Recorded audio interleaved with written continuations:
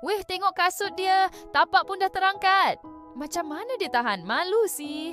Asyik tampal dengan selotip je. Ingat cantik ke?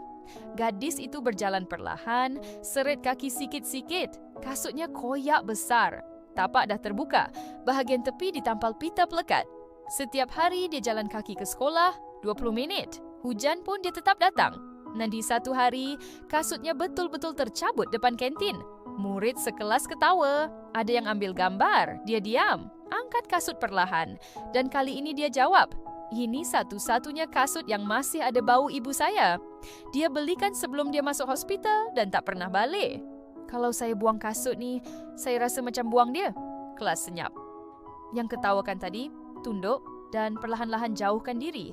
Kadang kita fikir mereka tak mampu. Rupanya mereka sedang pegang kenangan terakhir yang tak mampu diganti. Tak semua yang koyak itu hina. Kadang, itu satu-satunya benda yang buat mereka terus kuat berjalan.